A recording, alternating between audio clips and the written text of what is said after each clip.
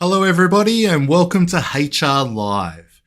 When businesses are providing advice regarding carrying out an effective termination process, we very often get the question from our clients, do I really need to do that? What we're going to share, in our view, is based on carrying out hundreds of termination processes, as well as representing businesses in the Fair Work Commission, is the distinction between what is best practice and what is absolutely essential when your business is carrying out a termination process. My name's Andrew Kalita. I'm the Operations Director of On Demand HR. And since 2010, we've been helping businesses of all sizes to navigate through Australia's complex industrial relations system. And throughout this time, we've appeared in more than 120 matters before the Fair Work Commission and other bodies. And it's really this practical experience that goes well beyond theory that allows us to offer advice and insights which balance on the one hand risk against the interest of the business on the other. And this ultimately leads to decisions and outcomes that are in line with the business objectives and not simply based on mitigating risk. HR Live is also a great opportunity for you to put forward any questions that you may have around HR or workplace relations that your business is facing. And of course, if we can, we'll try to answer them live on the stream.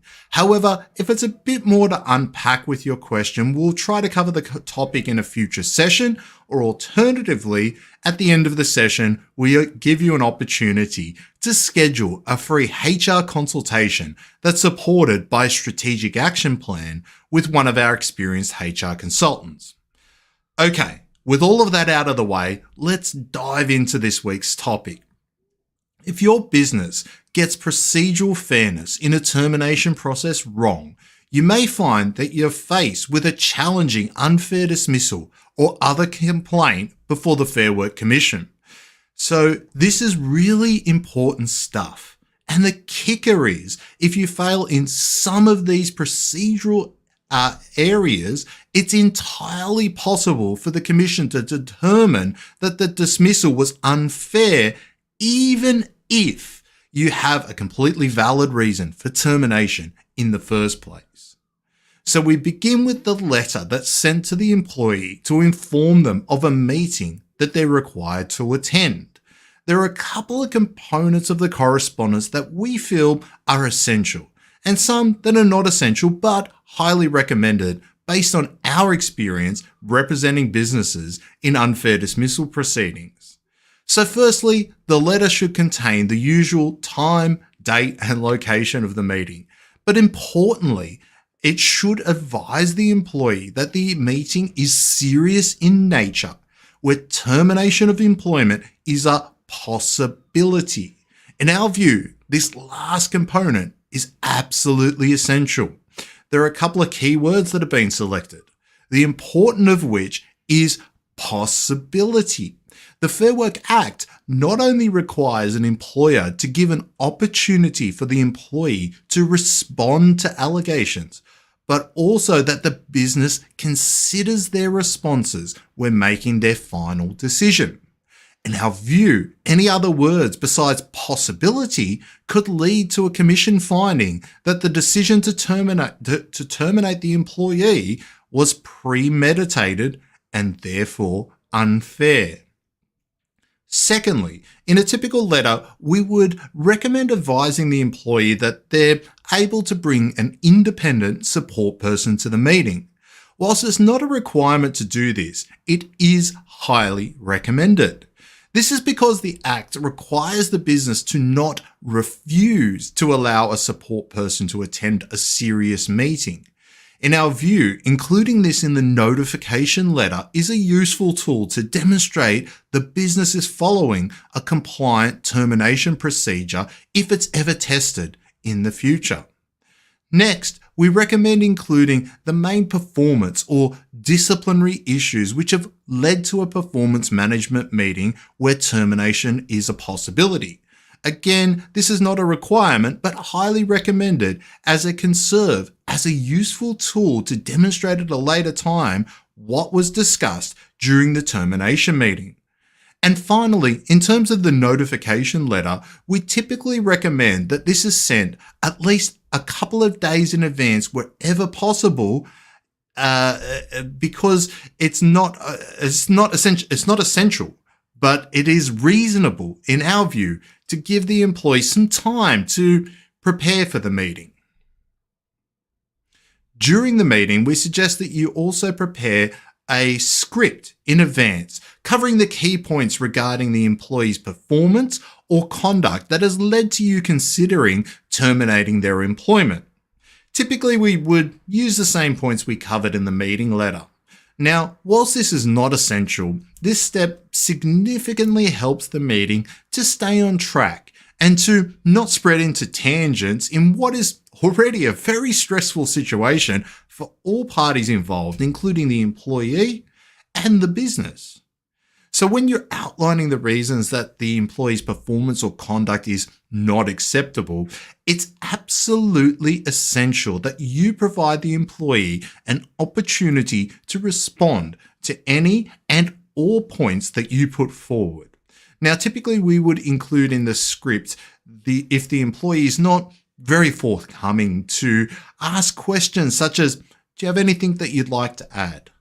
And the reason that this is essential is that we're obligated under the Fair Work Act to provide an opportunity for the employee to respond and for those responses to be considered in determining the final outcome. Next, we recommend calling a break in the meeting, which is not essential, but again, highly recommended.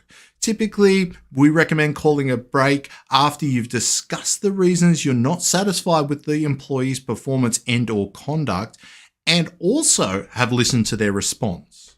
Now, again, it's important to be able to demonstrate that you've considered the employee's responses prior to making a decision to terminate. So in our view, calling a break in the meeting prior to making a decision is an excellent way to demonstrate that you've considered their responses. Depending on the complexity of the decision, the break doesn't have to be long. Typically, a 15 to 30 minute break might be a good rule of thumb.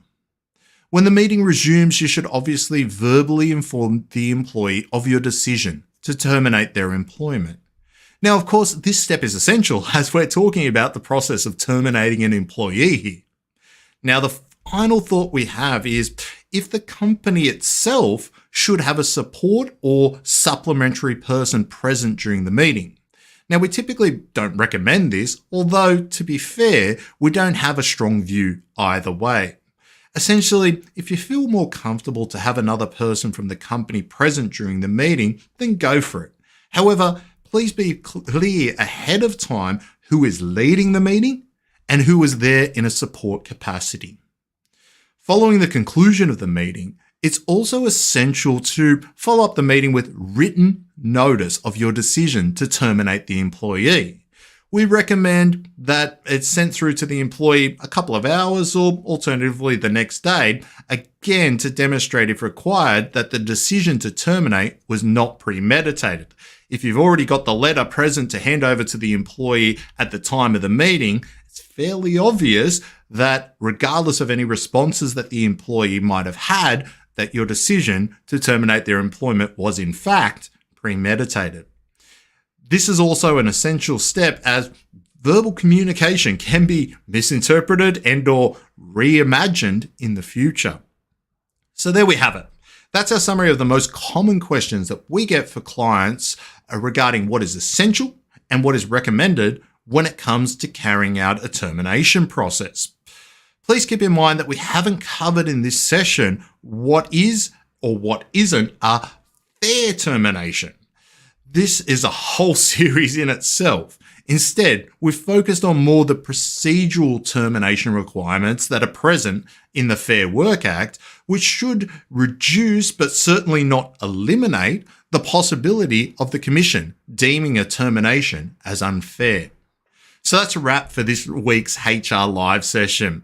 And really, we think you should bookmark this session so that you can refer back to it the next time that your business needs to carry out a termination process.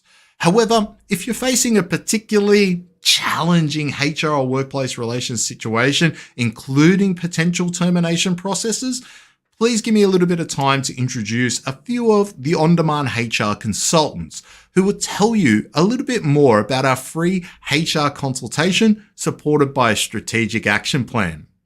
So let me introduce them now, and very much looking forward to seeing you all in the next update. Does your business currently have a HR or workplace relations issue?